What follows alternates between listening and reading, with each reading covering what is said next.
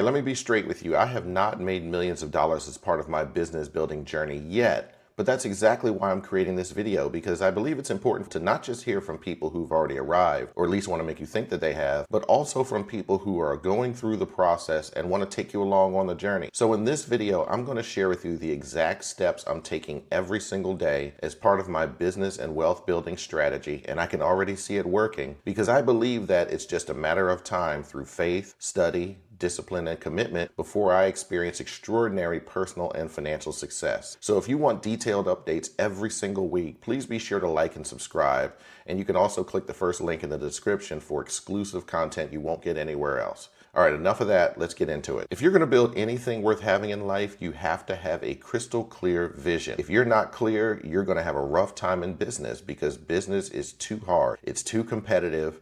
And if your competitors are focused, but you're not, you're going to end up out of business either because you failed or because you quit. So if you can't describe your ideal life, you're going to be in motion, but you're not going to make much progress because you're not going to be clear on where you're going. You're going to end up tired and wondering why you're not hitting your goals. And the reason you're not hitting your goals is because you don't have any without a vision. Legendary business coach Dan Sullivan said in his book 10X is better than 2X, which I highly recommend, that the why is why you do the what. And that stuck with me ever since I first read it, because if you're not clear on your why, then you don't know what to do. And even if you're doing something, you won't know why you're doing it, which is a complete waste of time. All it takes is time for you to sit down and get it onto paper or onto your phone or wherever you keep information, and to review it every single day. And this is a key part of what I do every day in order to make sure that I stay on target. Now, once you're clear about the life you're building, then the question becomes, how do you actually earn enough money to fund it? How do you make the money that you need to make in order to bring the vision to pass? It has nothing to do with working harder or investing more or your marketing campaign, but it has everything to do with who you decide to become. One of the most important commitments you can make is to become undeniably valuable. Not valuable in terms of personal value, that's between you and God. I mean valuable in the marketplace. And we don't get to decide what that number is. We offer products and services, and through supply and demand, the market assigns a number to that. Now, to maximize this opportunity, you have to become obsessed with what your customer wants. You have to become obsessed with providing them with the product or service they need or want at the highest level. Zig Ziglar said that if you spend enough time focusing on what your customer wants, you'll never have to worry about what you want. Now, this sounds obvious until you look at people and how they run their businesses. They jump from shiny object to shiny object, just looking to make a buck, rather than looking to see how to serve people. I spend time every single day, and this is something that I think you should consider, going through the comments online for people who offer products and services, who are in the business space. But whatever space you're in, find out what people want, or even if you're providing what they want, how to deliver it more effectively and efficiently. So I even look at people in other niches. They may not do what I do, but I try to get an idea of their systems and how they're providing things, and maybe other things that they're adding on top of their product and service to make them more valuable. Just little bonuses that people appreciate, little things that maybe the customer didn't know that they wanted, but now that they know you offer it, they have to have it. Those are things that add value. See, there's a difference between satisfaction and commitment. Okay, you may deliver something and the customer is satisfied, but are they committed to working with you long term, or were they just satisfied for that one particular transaction? I don't want people to be satisfied with what I bring to the table. I want them to not be able to imagine working with anyone else. That's the goal. That's at a higher level than just delivering something and then being satisfied. It's about the overall experience. Now, other ways that I work to develop this is I study the 1%. I study the top 1% in business, again, regardless of niche, because no one's doing anything perfectly, okay? There are people who are missing things even at that level. So if I can find things maybe that they aren't doing as well, or things that they're overlooking, then that gives me an opportunity to hopefully one day be the 1% of the 1%, because I'm finding gaps to fill that maybe they're missing, or they maybe don't think that they need to fulfill. I attend conferences, I attend retreats and masterminds, and I treat them like business trips because they are. Okay, I'm not standing at the bar till 2 a.m. drinking my face off in the name of networking. That ain't my jam anyway, but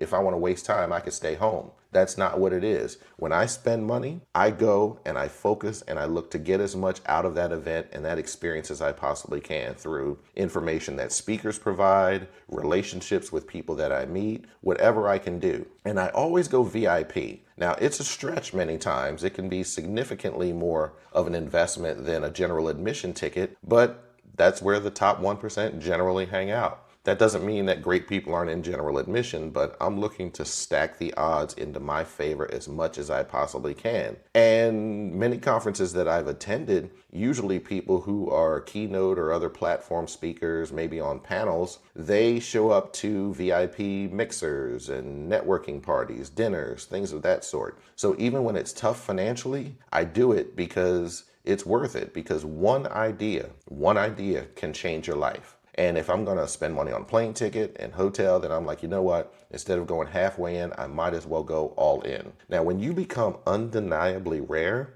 you become expensive. You get to write your own ticket, and we see that all around us. People who have paid the price, and now they get to name their price. And that's not bragging, that's not arrogance, that's just how the market works. When you've paid the price and when you do things at the highest level, you will be paid at the highest level. So whatever I have to pay doesn't mean I can do everything every time, but when I go, I pay and I pay attention. So that's something that you really have to do, but most people think that value is just working hard, and it's a great start, but there's levels to this. Now, you can build all the value in the world and still price yourself out of wealth because you're just making poor decisions. Now, this is typically where people get triggered, so please stay with me. But undercharging is one of the most important mistakes that people make. Okay, trying to please everyone, trying not to charge too much because you're afraid you're going to offend someone, or sometimes even though you deliver a great product or service, you really don't feel that you're worth it, rather than testing it and seeing what the market says. Because again, it's not what you think, it's what the market thinks. When you price too low, you end up attracting too many clients for too little return, okay? And you attract the wrong clients. And having spent over 2 decades in wealth management, I know this to be a fact. You end up drawing people who are interested, but they're not committed. Okay, they just want to check it out, see how it goes, kick the tires, that kind of thing. You're basically becoming a commodity. And when you become a commodity and what you offer is $1 cheaper somewhere else, they're going to jump ship. Now watch this. It's not going to be their fault. You can talk about them all you want about them being cheap or not seeing this or not seeing that, but they were attracted to you for a reason. So you have to ask yourself, why was someone who behaves this way, who only sees cost and never sees value, why was my brand attractive to them? There are certain brands in our economy where people with that mindset, they don't even go there because they know that if you show up, then you're going to pay. We sell BMWs, Bentleys, Mercedes, Maybachs. There's no point in you even showing up and fooling around, okay? They may want those things, but they're not attracted to the brand because they know that there's no connection. And you have to ask yourself the same thing. Now, when I'm talking about premium pricing, high ticket, making sure that you're not undercharging, I'm not saying that everything in your offer suite has to be high ticket. I'm saying that there's something that should be in your program, in your value ladder, that you don't apologize for. If there's something that's very high ticket that provides your presence that not everybody can access, that's okay. Because you can still do YouTube videos or courses or things of that sort that maybe other people can afford. And if you do it right, if it's high value, if it's high quality, then by taking action on your lower ticket offerings, that should enable them to afford your higher ticket offerings. Now, in terms of what I'm doing as part of my strategy, this is a key part of it. If I offer something free, I want it to be so good that I could have sold it. Okay, so let's say, for example, you have something free, $10, $100, $1,000, and then let's say $100,000. Well, your free offering, if people take action, that should enable them to afford your $10 offering 10 times. Again, 10x.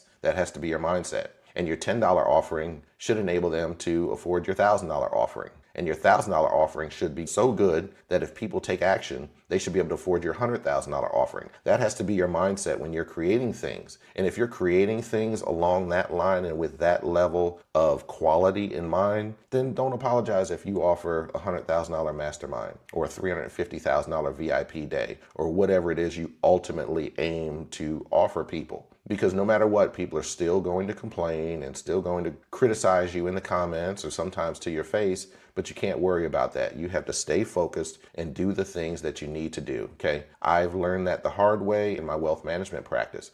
My biggest headaches were people who weren't very big investors. And the people who let me do my job and trust me to do my job, they were my top tier clients. Okay, their mindset was, listen, I'm paying you for a service. If there's something that's going on that I need to know about that's going to impact my portfolio, I'm not chasing you down. I expect you to chase me down and let me know that there's a move that I need to make. Versus people, every time they see something on the news, they're calling me, blowing up my phone, bothering my staff, and we can't get anything done because they're calling me every 15 minutes. Is it their fault? No. Was it my fault for accepting them as clients? Yes. Dr. Myron Golden teaches that it's easier to make a lot of money over a short period of time than it is to make a little bit of money over a long period of time.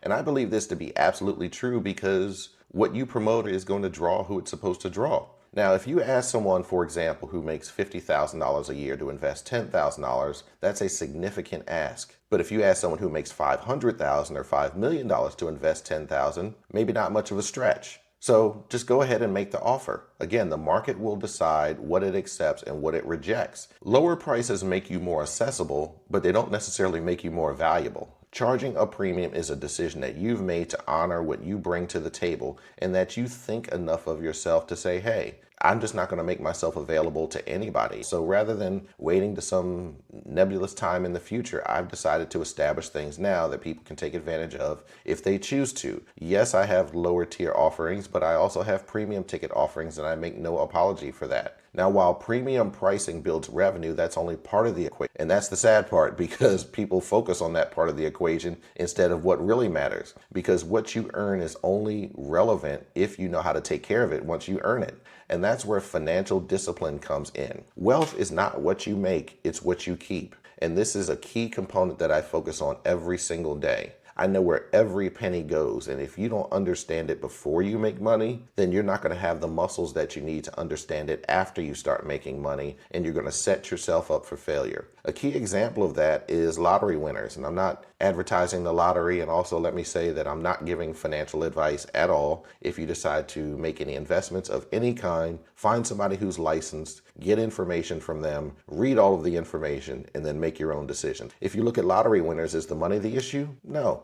Money is inanimate. It'll do whatever you tell it to do. It's who they were before they got the money that's the issue. And that illuminates a lot because 70% of lottery winners go broke in 5 years. 70%. So it's pretty clear to deduce from there that most people don't know what in the world they're doing with money, and they're not the people that they needed to become in order to handle it. And this is true in entrepreneurship. People think that revenue equals income. It does not. Just because someone gave you $10 for a product or service or $1,000 for a product or service doesn't mean you have $1,000 to spend. You ain't paid no taxes, you haven't paid your staff, you haven't invested, you haven't done anything to put money aside for the future in case business slows down. Ecclesiastes 3:2 said there's a time to plant and a time to pluck up which is planted. So there's a time to put some money away, and then there's a time to take some of the money and do what you need to do with it. This is the principle of seed time and harvest. And the beauty of that is not only do you get a harvest if you sow a seed, but within that harvest is more seed. So it's self-sustaining if you do it right.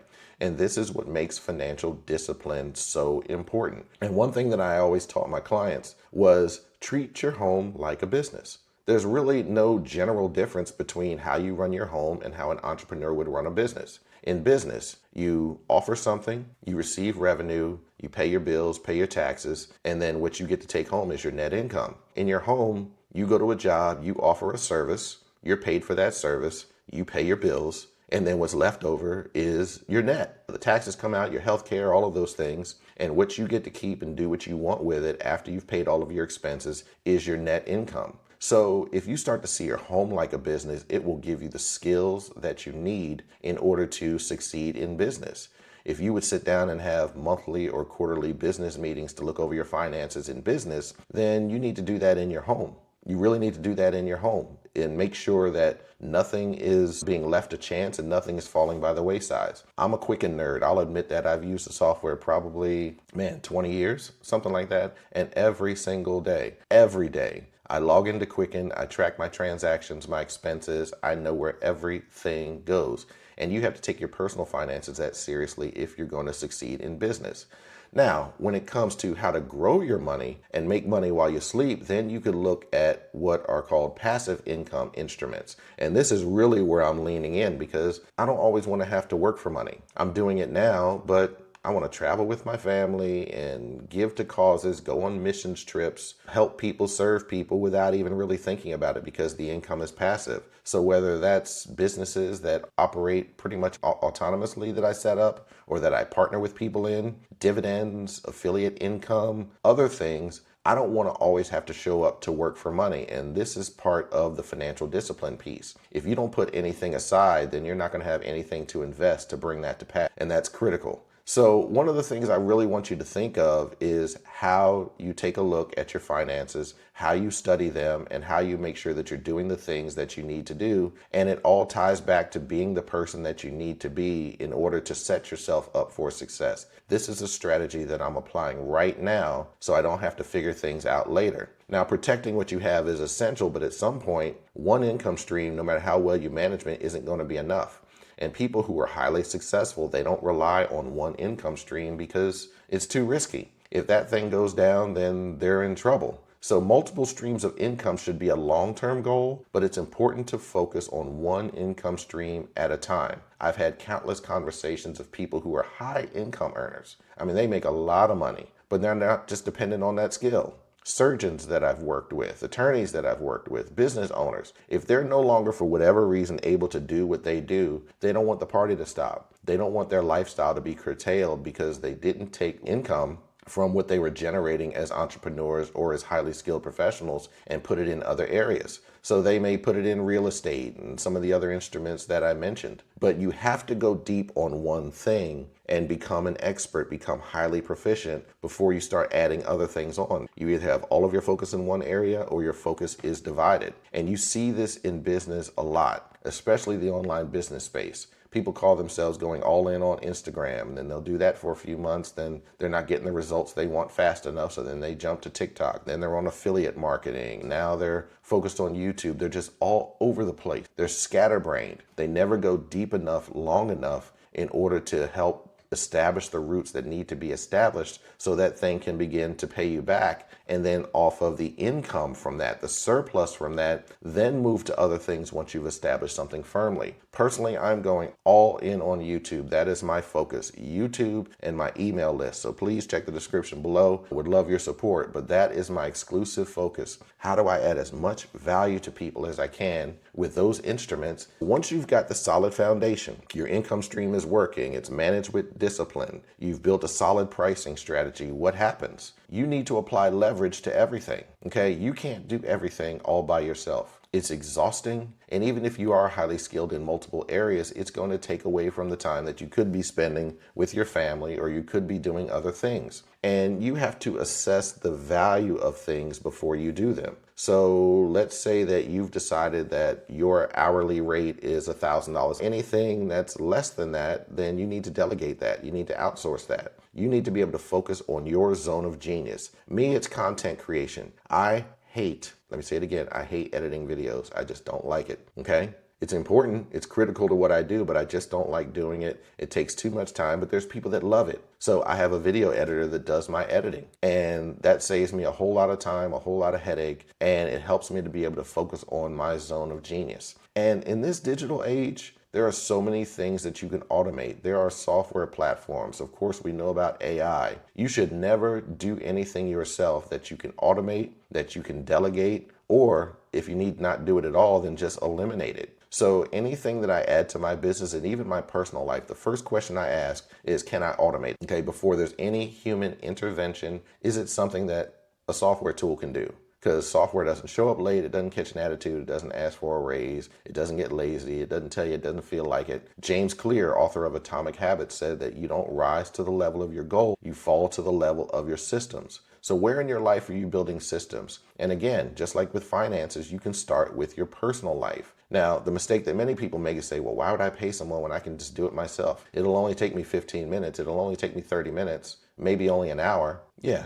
That's 15 minutes, 30 minutes, or 1 hour of the one resource in this world that you can't get back, your time. You can calculate time value of money if you've lost money and figure out what that amount is and get it back. But no matter what you do, you can't get time back. You really have to ask yourself, what's most important here? Me saving a buck or me deploying time responsibly, stewarding it well in order to make more money down the road, or just focus on the things that really matter, such as the things with your family and other things that no matter how much time you have or lose, you never can get enough of. There isn't enough time in the world for me to spend with my family. I love them that much. So I'm not so worried about saving a few bucks when I can have someone else do something that needs to be done so I can focus on the key things.